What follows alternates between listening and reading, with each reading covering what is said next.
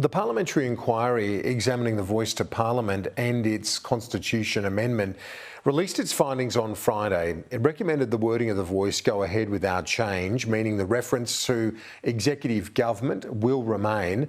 The advice, however, was not unanimous, with Liberal members of the committee issuing a dissenting report. One of those Liberal members joins me now, and he was the deputy chair of the committee, the member for Menzies, Keith Wolahan. Keith, thanks for your time. How do you reflect on the committee's deliberations now? Are you disappointed that there wasn't some sort of compromise? I think my first disappointment, Kieran, was that we didn't have a constitutional convention. This is a really serious amendment to our founding democratic document. And we've had constitutional conventions in the past. So we had 5 public hearing days. Only 2 of those covered legal issues. So my first disappointment is that we should have had more time and a convention. I was disappointed that the committee didn't look at modifying or removing some of the risk. And there were plenty of options put before the committee where that could be done in a way that was consistent with the intent of the proposal. But there's still a small window for the government and the parliament to consider doing that. Yeah, there is indeed. I did watch a fair bit of the hearing, including your questioning of one of the key figures in all of this, Noel Pearson, and about that central issue of the reference to executive government and the potential risks associated with that, because it incorporates basically all of the public service as well. He did not seem open at all to any compromise. Do you see that as one of the challenges here, that it's fine for government or junior figures in the government to maybe want to compromise, but if someone like Noel Pearson won't have it, then are they restricted here? Well, that's right. But let's remember one thing. Noel Pearson is a distinguished Australian who's had a key role in this, but he doesn't own it. It's not his. The Constitution belongs to every Australian. And the Parliament has a duty to Australians to make sure that we put the best possible words before them and we reduce risk wherever we can. So the risk that we see is in part 2, the voice to the executive. No one is saying that there isn't a role for the voice to the executive, but does it have to be in the Constitution? You could legislate a voice to the executive, or if you were to leave it in the wording, you could further minimise the risk with some simple amendments to Part 3. I'm really quite baffled as to why that's not occurring.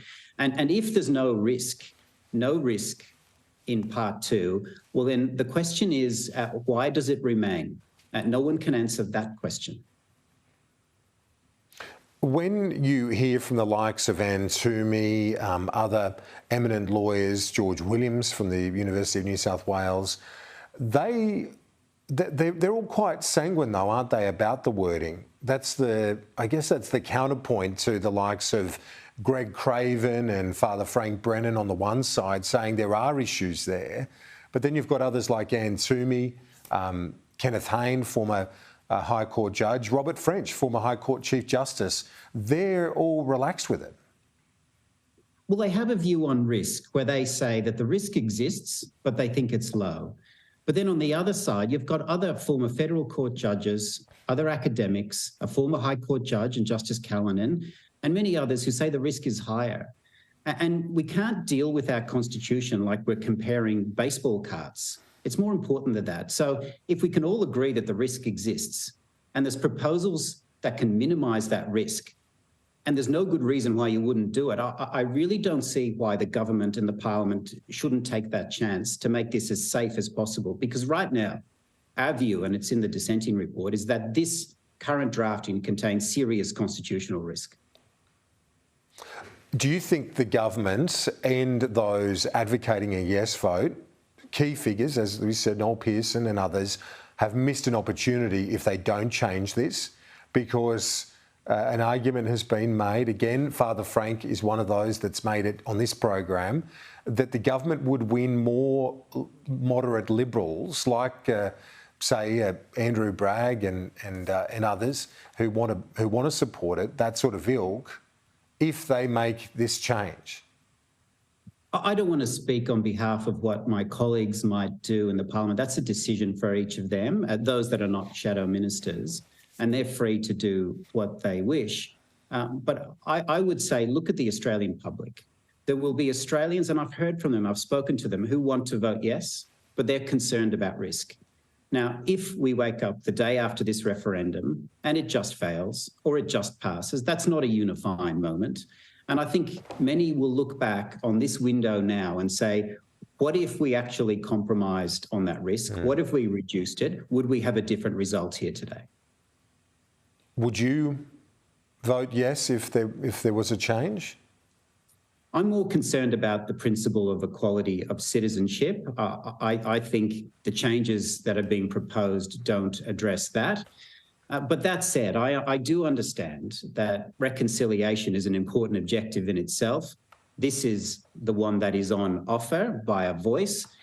So whilst I might be concerned about that, I know that many Australians who value equality of citizenship would still nonetheless support something if the risk could be reduced. So there's a lot to gain if the government and if the parliament was to look at reducing the risk in the wording. And what about you personally? No, the wording as drafted, I would vote no on the current wording. But if there was a compromise? It depends what it is, Kieran. It depends what it is. I would want to see the removal of executive government to start with. But even then, I would still have concerns about the principle of equality of citizenship being offended. But I could sleep well at night knowing that the proposal being put forward is much safer, and that's important to me.